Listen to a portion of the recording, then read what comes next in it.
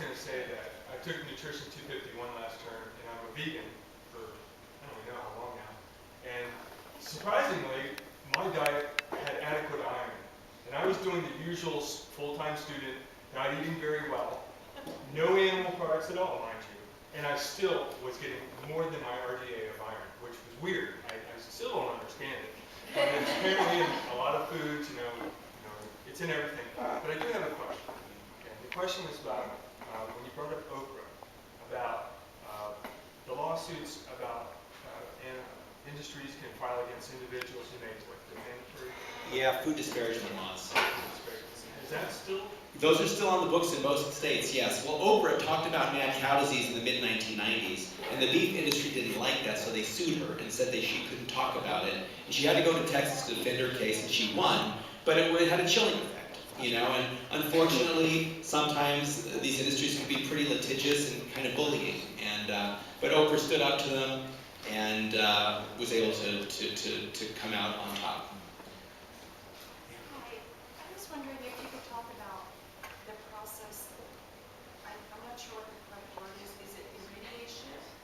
Irradiation? And what is that exactly? And is that what they do to tomatoes in the wintertime? Is that what they do to green vegetables to make them ripe?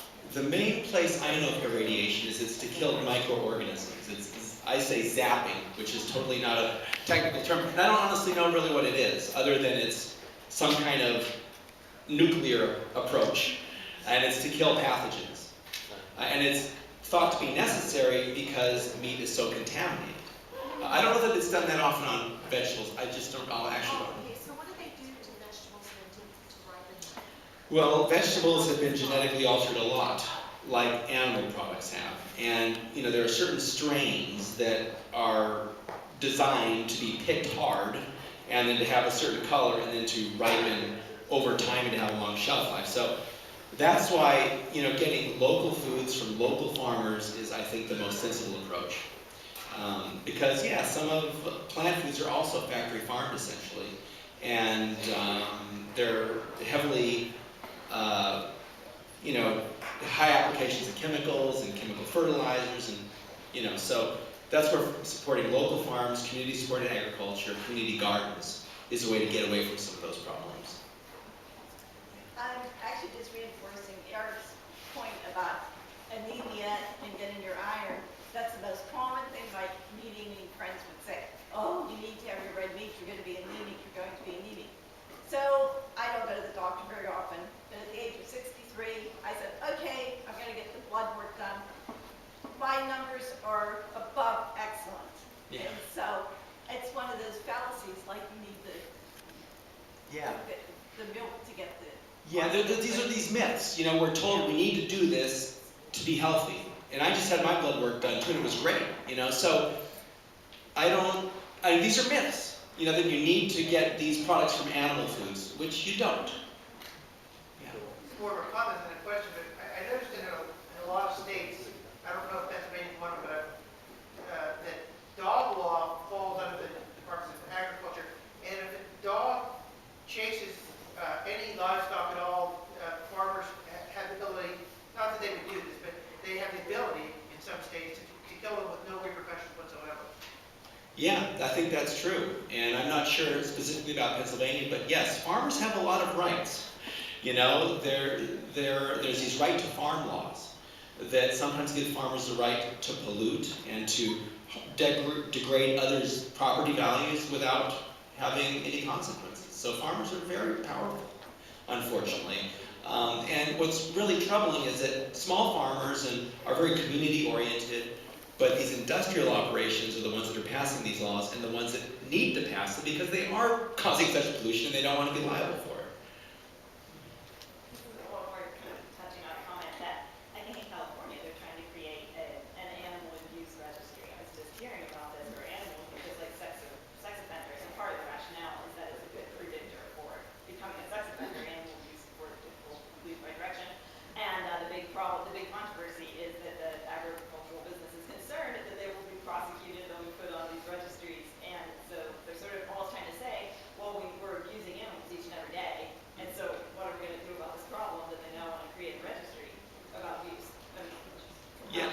Yet common farming practices would be considered illegal if done to other animals.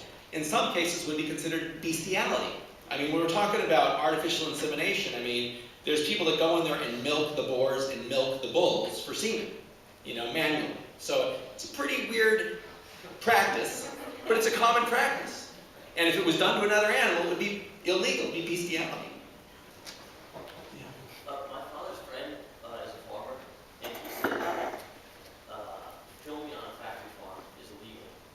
The what is? Filming. Yeah. Is that true? Well, there are some state laws that make it illegal to take pictures of these facilities, yes. And, but thankfully there are activists that have gone in and got pictures so we can see what it is. There's a strong interest on the part of agribusiness in preventing people from seeing what is happening. So yes, there are those kind of laws on the books. I got a question. This is more, bear with me for a minute. I don't want to buy local. How many people in this room buy a local farmer's market? Like, and show of hands? Oh, really? Okay, I really didn't think it'd be that many. Because my thing is my dad, I mean, we got out farming years ago, but he had an old chicken house with more free range. He couldn't make a go of it. Like, just no one wanted the organic brown eggs. Is there any way that you see, people from the community like this more interact with local farmers, and how do farmers, how do the interactions start? Where do we start making a connection so we all can profit, get better, more healthy food, farmers make it? You're absolutely right, and I think this is starting to happen. I don't know enough about this community, but there are probably farmers markets here. And so for farmers to get in touch with them and consumers to go to them and buy. When I go to places like New York City, where farmers markets are also picking up, I talk to organizers of these, and they say there's a huge demand here, and we can't find enough farmers. Then I go out to the country and I talk to farmers, and they say, we want to stay on the farm, but we don't know what to grow, or we don't know where to sell our products. So connecting the producer to the consumer is critical, and that means sort of a movement, a small grassroots agricultural movement. And, I would bet that you or your father, if you went into some local farming endeavor, would have better luck today than a few years ago even. There's a growing interest, there's a burgeoning movement in this direction, and I think there's more and more opportunities.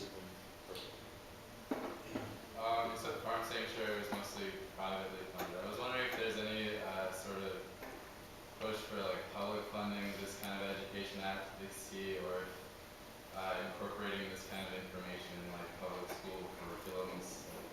What's the status on that? Yeah, we would love for there to be more sort of government engagement and support in these areas, but unfortunately most of that goes towards the status quo, but we'll continue working on it and seeing what may be possible, but right now it's individuals and foundations who are sympathetic with these issues that support our work.